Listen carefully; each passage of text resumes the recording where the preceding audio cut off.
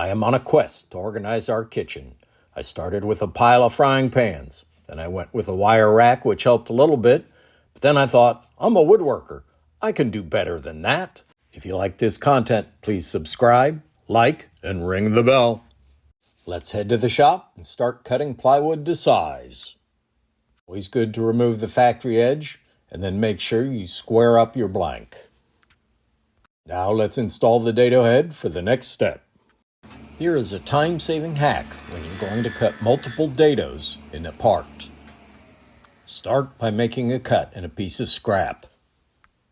Turn off your saw, then mark where the dado is on the plate. This is what you'll reference from. I then cut a dado 1 inch from the fence. I then take a strip of tape to mark exactly where the 1 inch marker is on my rib fence.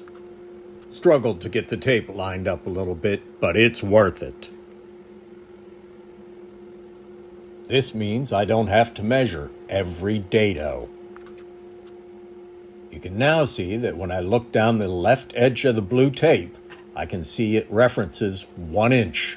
That's exactly what I want. Now with my blue tape trick, I can cut my 6 dados at 2 1/4, 4 3/4, 7 1/4, 10, 12 3/4, 15 3/4 very quickly without measuring again. Now I can cut the 3 inch front piece from the 10 inch back piece so that everything will line up. Cutting the dados in one board and then cutting them apart makes sure everything lines up.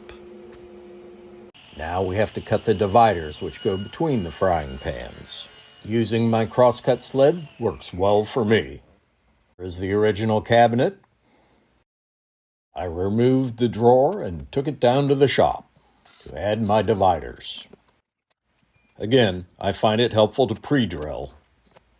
Putting the screws on the back of the back of the front means they're not visible. Now we add our 6 dividers. And now the frying pans. This is much better than the pile I started with. I did add a quick coat of polyurethane to protect the wood, because that'll get wet in a kitchen. I hope you enjoyed watching this as much as I will enjoy using it. Thank you for watching. Please subscribe, like, and ring the bell. I appreciate you watching the Johnsonville Woodworker.